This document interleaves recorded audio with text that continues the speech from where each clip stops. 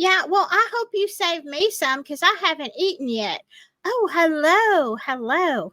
Yeah, I did. In case you're wondering, I did cook for Scully. We had the bang bang chicken, and now he won't stop belching. Ugh, what are you gonna do?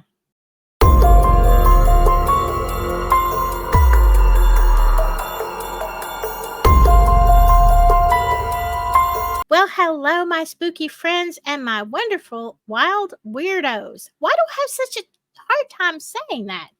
If you're new to this channel, I am Silky. This is Avalon Cottage, my very own haunted house, and my co host, Scully. Say hi, Scully. Now, you probably don't want to. He's probably going to, whatever. Yes, I'm wearing the same clothes, but I promise you, I have no idea when this is going to air. I have got a ton of stuff to share with you. And as you know, I have to kind of film a lot of stuff in one day.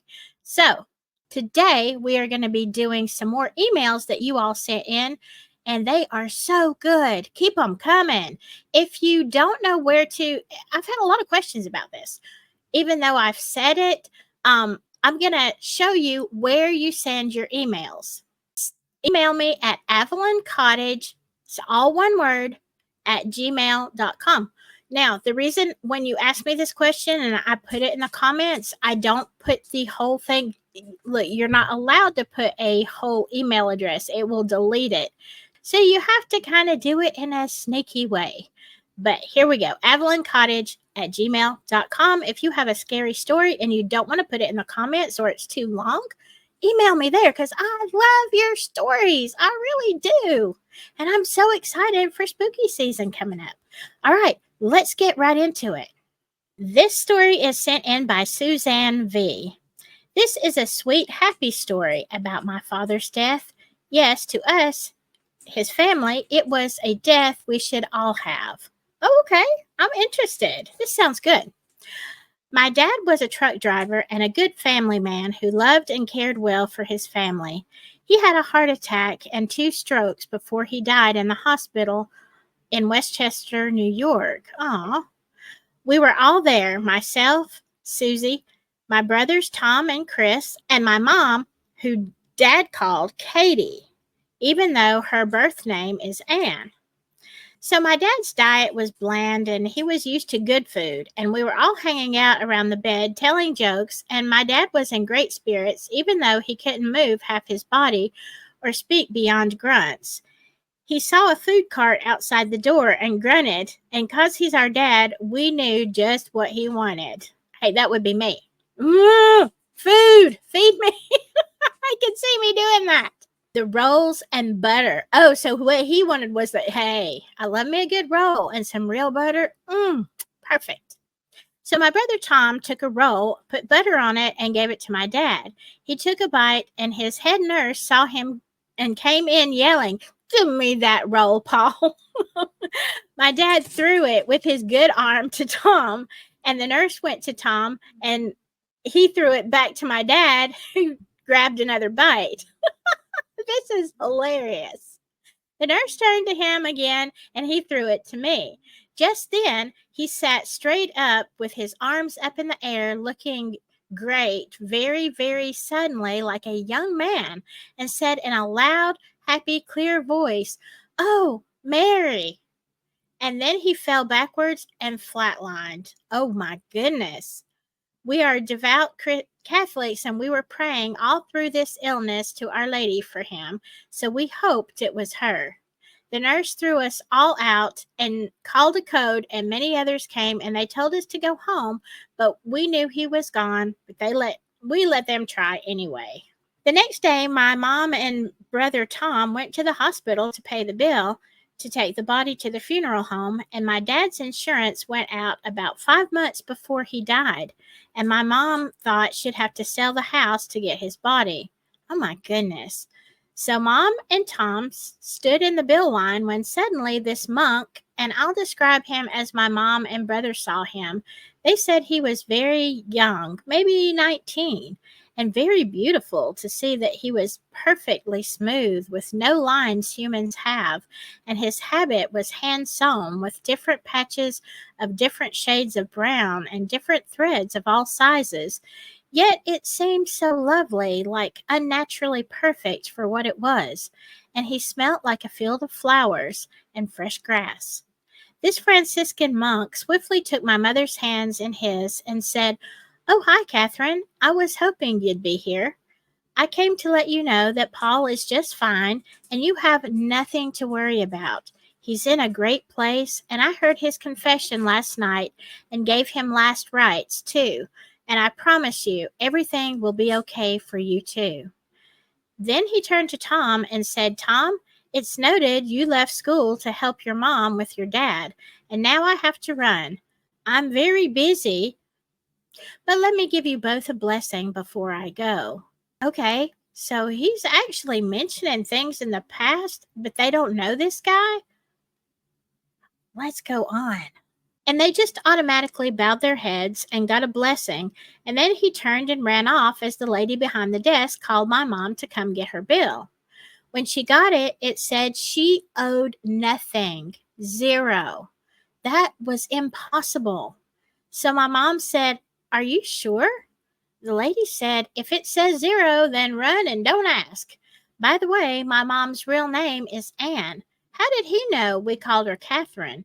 How did he know my brother took off from school? My dad couldn't talk." My mom and brother wanted to thank the priest and asked the lady behind them which way did he go. The woman replied that she saw no priest. Oh my gosh, she didn't even see him and thought they were nuts.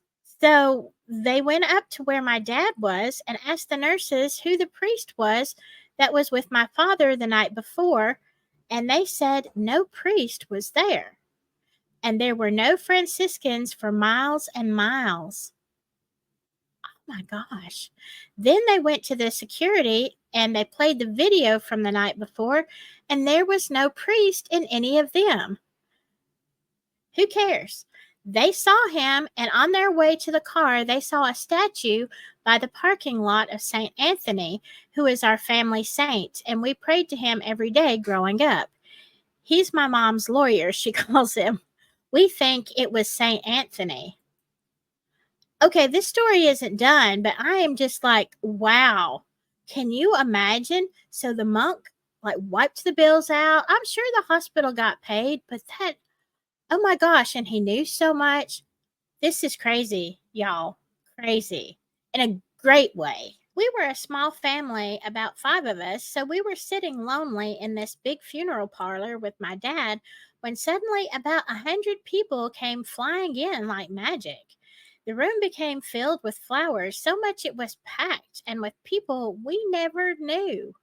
What? They were nuns my dad used to walk home so they wouldn't get robbed, and he fixed their bathrooms. Aw, how sweet. Wow. Then people from around where he parked his truck that had stories of my dad helping them all in so many ways, and people and friends he helped we never met. My dad was home every night and home every weekend, and we didn't know how he had time for all this, but they were all telling us the good things my dad did for them and how they found out he died. I just cried and cried because we all love dad, but you never really know someone, do you?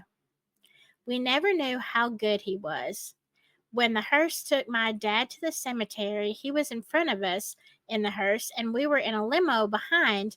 When we got to the BQE Expressway, and I don't know what that stands for, to the cemetery, two 18-wheelers flanked my dad's hearse and flanked him all the way to the last cutoff to upstate and downstate on the expressway.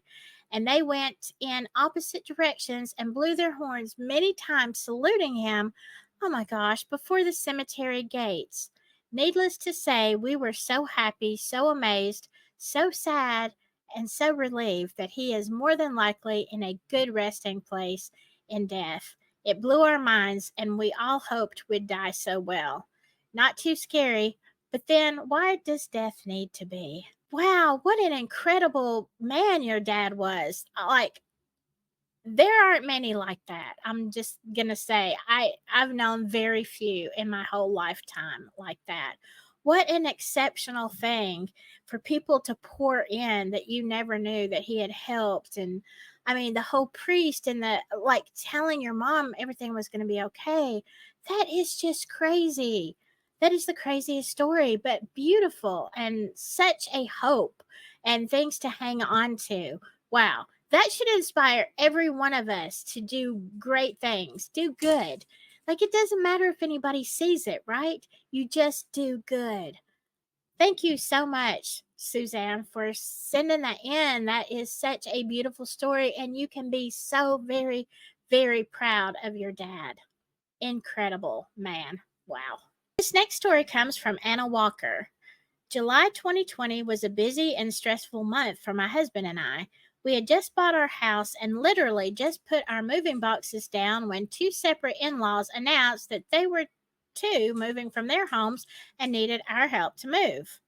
I worked in healthcare at the time, and without bringing back memories, it was not a pleasant time back then. Oh, that's for sure. Oh my gosh. One Friday night, about 11 p.m., I was getting ready to turn off the lamp next to my bed. I was dreading my early shift the next day. My husband was already asleep, no doubt exhausted from moving and working. I turned over to turn off my lamp when I saw a gray smoky in the corner of my bedroom door catch my eye.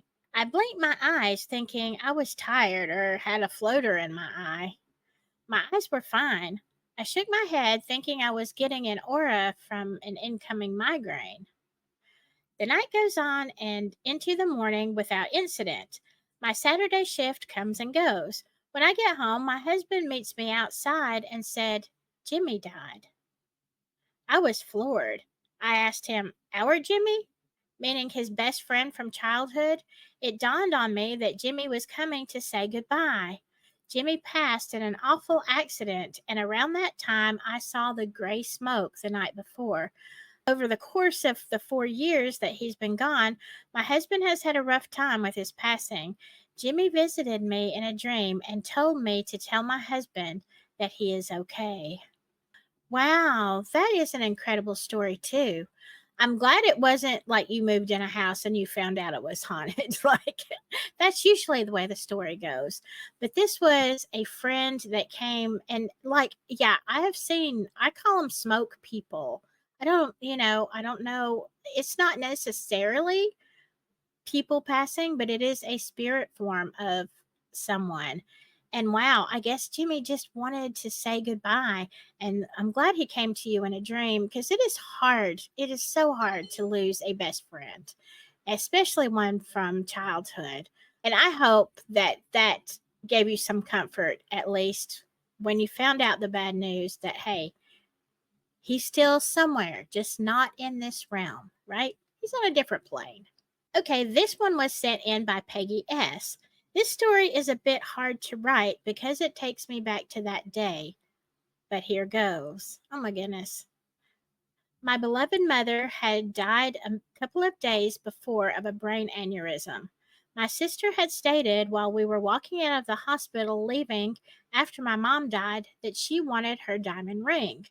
Well, my mom wanted me to have that ring, but I didn't say anything because I was very distraught and in shock that she even brought the ring up.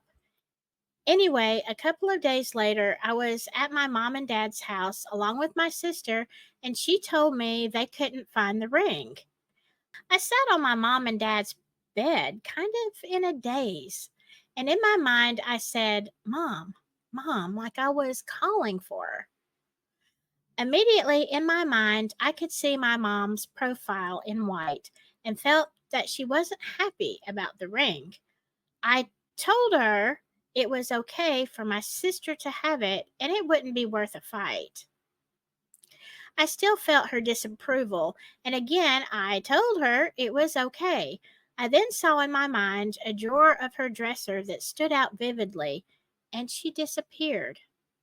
I looked at my dad and stated, like it was an everyday thing that a dead person communicates with me, that she showed me that drawer.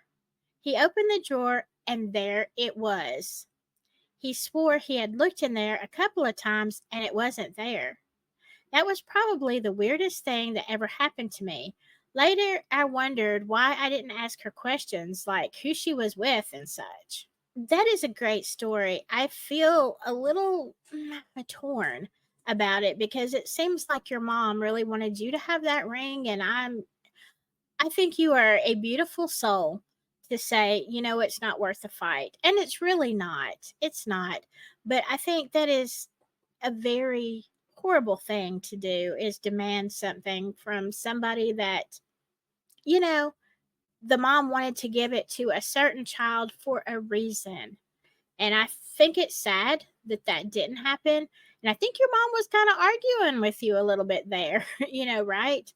But you have a big heart, and and I applaud you for letting things go, because a lot of people wouldn't. In fact, a lot of people, you know how they are after someone passes, they fight over horrible things and sometimes ruin relationships in the family for nothing. What? A cup, a pot, a picture, like crazy, crazy stuff. But I think it's super cool that your mom knew exactly how to let you know and show you where that ring was. I hope everything is good in your family. I hope there are no hard feelings. It sounds like you're doing great. Thank you. Okay, this one is by C. Lopez. I wanted to share one of my ghost stories. It may not be as chilling as some of the stories you've shared, but this particular one I'm about to tell you was confirmed by other people. I have had other occurrences, which I'll share next time, but wanted to start with this one. Back in 2004, 2005 in New Jersey, I got a part time evening weekends job working as a hostess for an upscale restaurant slash banquet hall. I needed the extra money to help pay for my wedding in 2005. One Saturday morning, probably around 10 a.m., I arrived at work and was going over the reservations for the day and calling people to confirm their evening reservation. My station was inside the bar area and close to the main entrance. As I was getting off a call, I noticed a man wearing a brown suit and matching hat sitting on the bench seating we had in the bar area, just behind the bar stools. I saw him out of the corner of my eye and thought, we're not open yet, so better let him know so he could come back when we were open. I turned toward the bench seating and he was gone. I had goosebumps. I know I saw him. Where did he go? Later on, when the maitre d', HR person, and head waiter came in, I told them what happened, and all three of them said, you saw Charlie, and they were sentimental about it. They also said I wasn't the first to have seen him there. Charlie had passed recently, at the time, probably a couple of years at that point. Charlie used to work there for years as a head janitor and loved to hang out at the bar in his brown suit on his off days. It was a thing for him. Later that evening, I heard the head waiter telling another waiter that I saw Phantasma de Charlie. I guess word was getting around. It never happened again after that, and I left my job about a month before my wedding. The fact that I saw this and it was immediately validated has stuck with me ever since. I guess Charlie really loved the place and was just hanging out. Hope you get a chance to share this. It's not super spooky, but it proves we can still visit our favorite places when we get to the other side. I believe in that now. Yeah, that is super cool. I don't, are we attached to so many places here? So I guess Charlie was just hanging out and, you know, visiting his favorite place. And it had to be his off day. Like when you're a ghost, isn't every day your off day? I sure hope so, because I don't want to have to be on a schedule, you know, in the afterlife. I'm not good with that. Like if I got to be on a schedule and work in the afterlife, I might as well just stay here, right? I mean, come on. I would love to hear some more of your stories. Thanks for sharing that one. And yes, it is great when it's validated right away, because usually people just say, yeah, right. Okay, I hope you enjoyed these stories. I have some more emails, some more stories, and we will be getting into them very soon. I hope that somewhere you are enjoying fall weather. It's not here in Alabama, but I've got my fingers crossed, okay? I'm hoping for it soon. All right.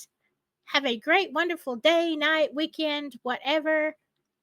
Please give Scully a thumbs up like he loves it. It really helps his ego, and he needs it sometimes. And don't forget to subscribe. But whatever you do, stay spooky. Bye bye.